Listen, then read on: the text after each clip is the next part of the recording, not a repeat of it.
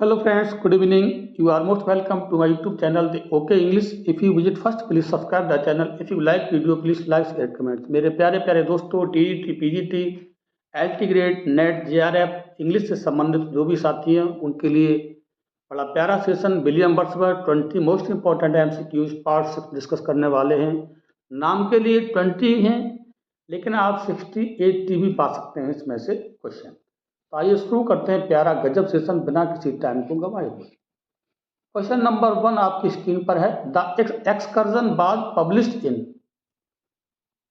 ए, B, C और D में से आपको आंसर चुनना है, तो फटाफट आंसर आप करेंगे। तब तक हम थोड़े डिस्कस कर लेते हैं। वर्ड्सवर्थ का जो वर्क है द रेक्लूज, ठीक, रेक्लूज एक लॉन्ग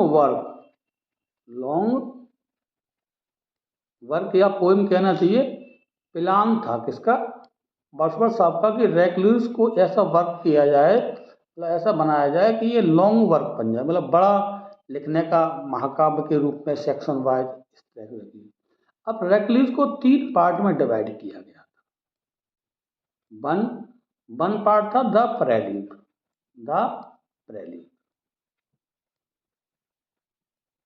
प्रेल्यूड में क्या दिया गया था? प्रेल्यूड में जो फर्स्ट पार्ट था इसका जो है, इसमें दिया गया था ग्रोथ ऑफ पोएट्स माइंड, ठीक। अब इसका दूसरा पार्ट क्या था? दूसरा पार्ट जिसकी हम बात कर रहे हैं द एक्सकर्जन,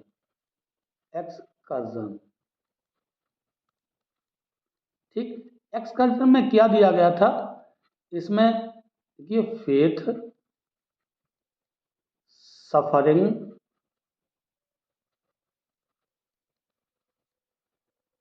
और सफरिंग के बारे में ज़्यादा इसमें बात की गई थी, ठीक, और नेचर के बारे में।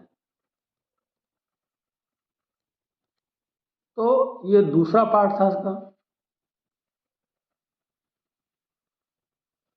ये दूसरा पार्ट हो गया, ये हमारा पहला पार्ट हो गया। पहले पार्ट में था growth of poets mind, second part था द एक्सकर्जन, फेथ, सफरिंग और नेचर, इसमें ये चीजें थी। अब तीसरा पार्ट क्या था? तीसरा पार्ट स्वयं द रेक्लूज था। रेक्लूज क्या हुआ? ये कभी भी कंप्लीट नहीं हुआ, नेवर कंप्लीट। ये वर्क जो है कभी भी कंप्लीट नहीं हो पाया था, ठीक। तो 3 पार्ट थे इसमें, 3 पार्ट में डिवाइड था ये कभी कंप्लीट नहीं था। अब इसका जो पब्लिकेशन हुआ था वो 1814 में हुआ था। ऑप्शन इसका सी करेक्ट हो जाएगा आंसर। द एक्सकर्जन कब पब्लिश हुआ था? 1814, ठीक। ये एक्स्ट्रा जानकारी थी। क्वेश्चन नंबर 2 देखते हैं। The excursion was originally intended to be part of a larger poem called, अभी हम बात कर चुके हैं, इसका आंसर आप देख सकते हैं क्वेश्चन नंबर 2 का आराम से ABCD में से, कि एक्सकर्जन विशेष रूप से ओरिजिनली इरादा था टू बी पार्ट बनना of a larger poem called, मतलब एक बड़ी पोएम लिखने का इरादा था। तो उसी पोएम में वर्ड्सवर्थ का इरादा था कि उसी का ये पार्ट बन जाए, उसी का हिस्सा। तो वो पोएम कौन सी थी? रेक्लूज। अभी हम कह चुके हैं कि इसी में रेक्लूज बड़ा पार्ट बनाने का इनका प्लान था, बड़ा मतलब वर्क, और इसी का पार्ट क्या था? हमारा एक्सकर्जन। ओके, ये मतलब रेक्लूज क्या थी? रेक्लूज ये जो है फिलोसॉफिकल पोएम थी, मतलब huge philosophical poem,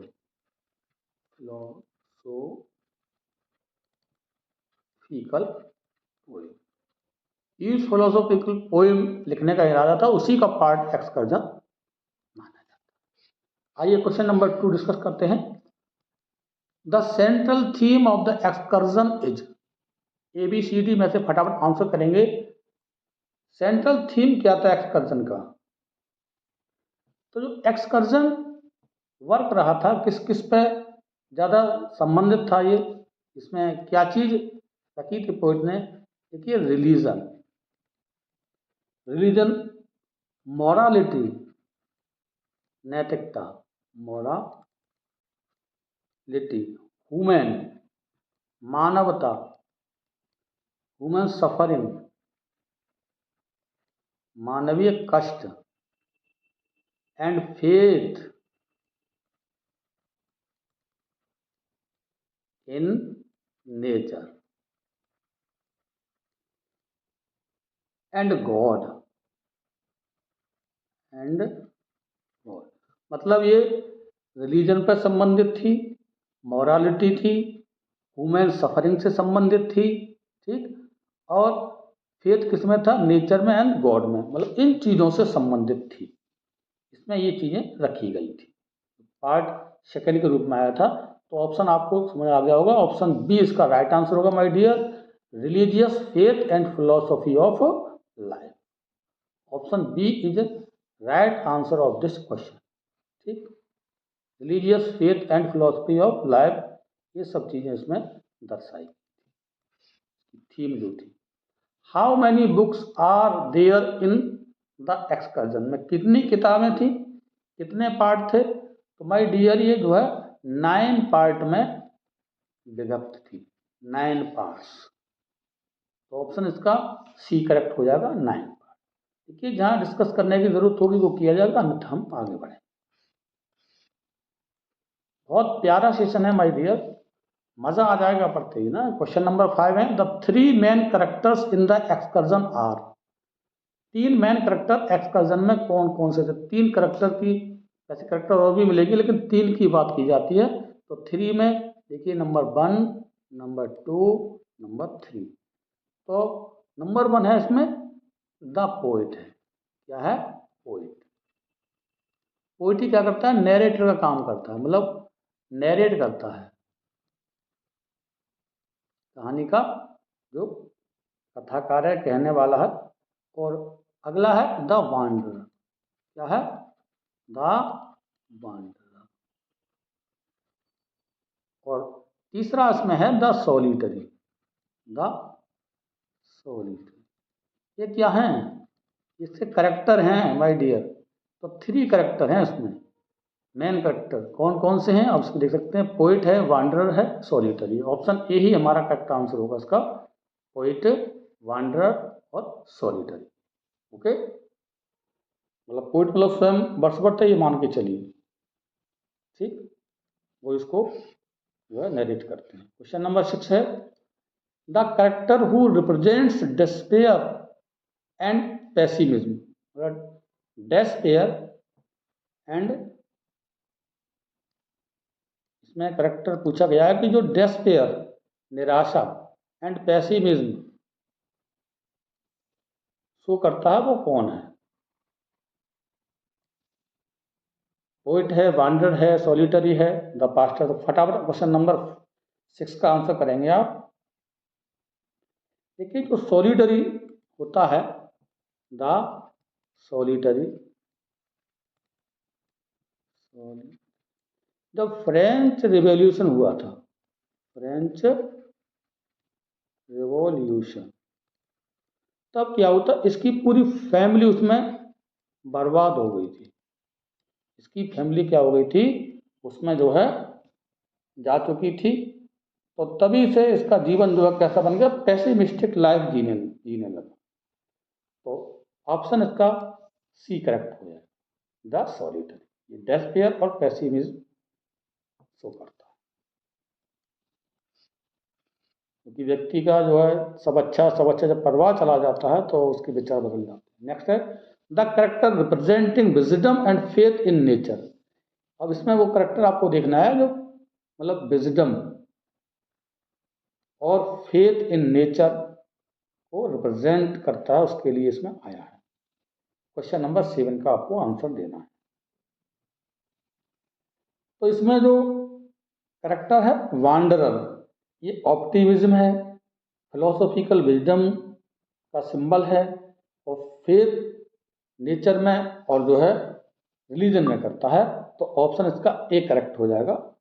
A is right answer of this question, the wander. Wander क्या है? जो विजडम को, फेथ को, नेचर, ये सब चीजें रिप्रेजेंट करता है। क्वेश्चन नंबर 8 है my dear, the narrator of the Excursion is. जब पहले कह चुके नरेटर कौन है इसमें एक्सकर्जन में?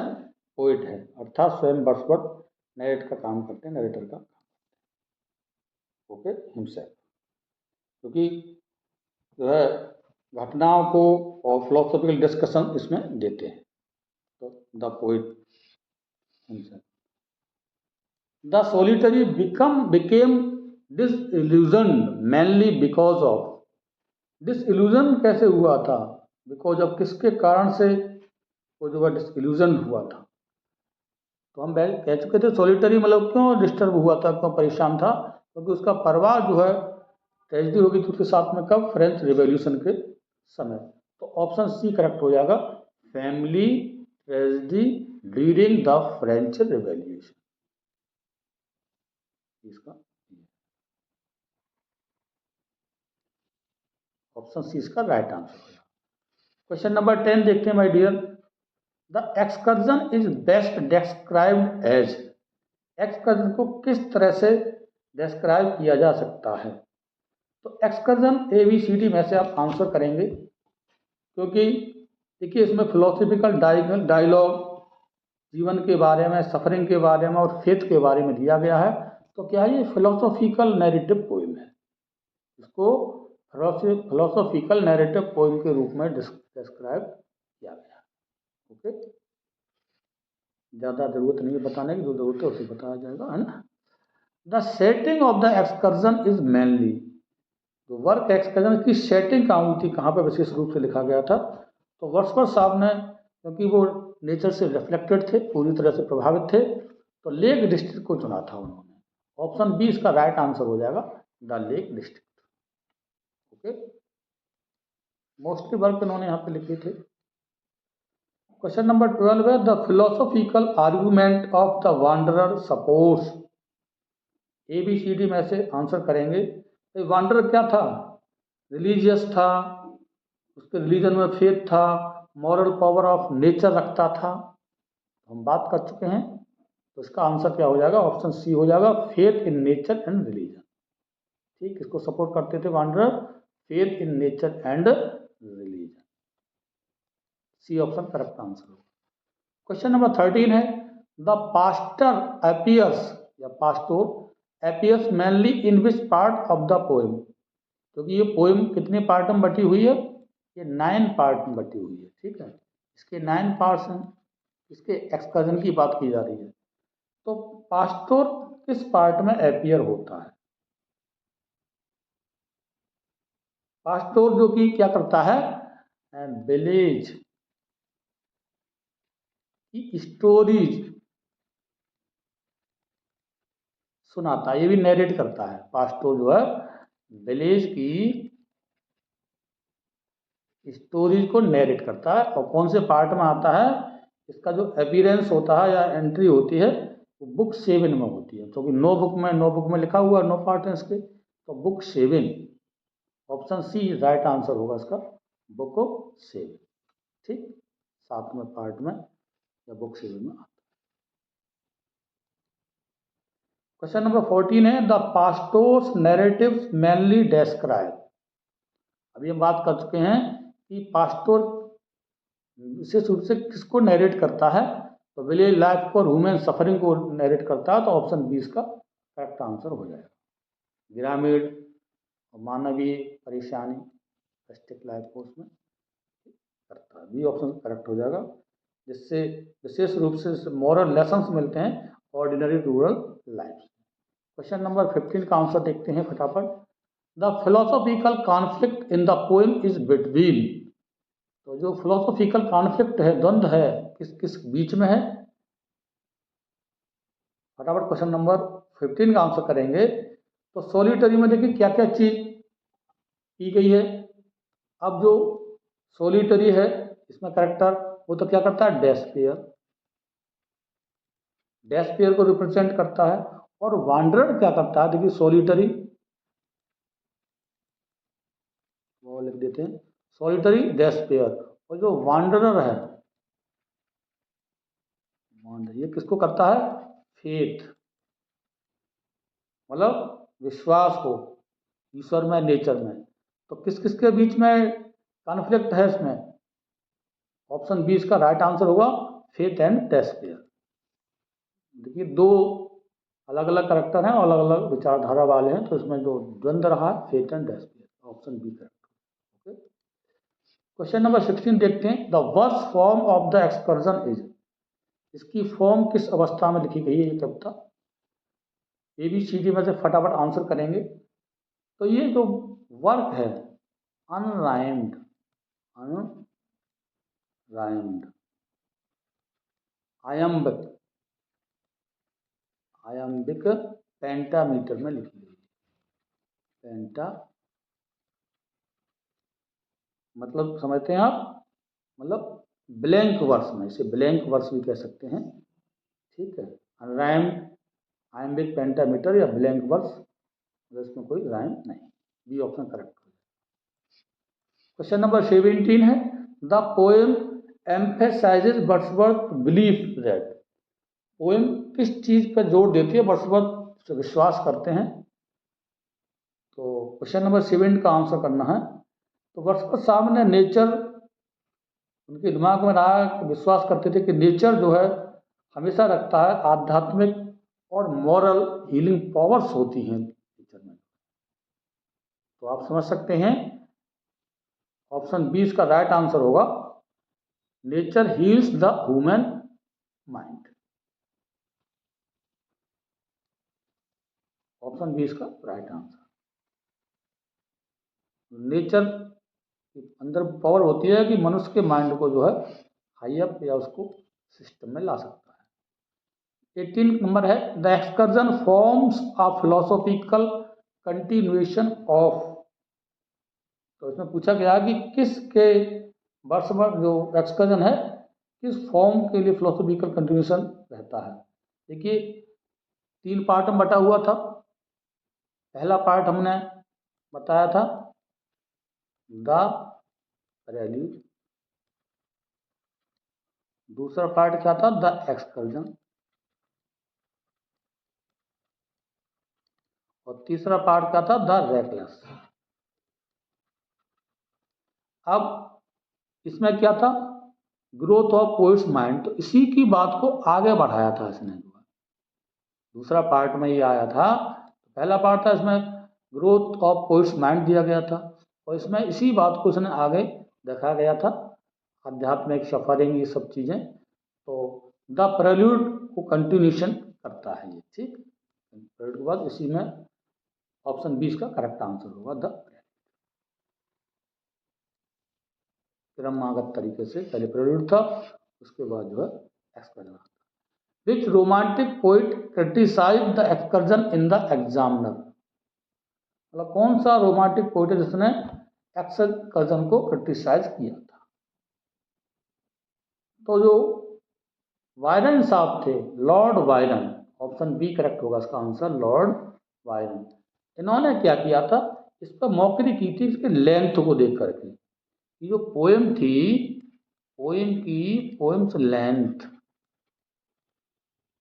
LENGTH, लेंथ और फिलोसॉफिकल सीरियसनेस, फिलोसॉफिकल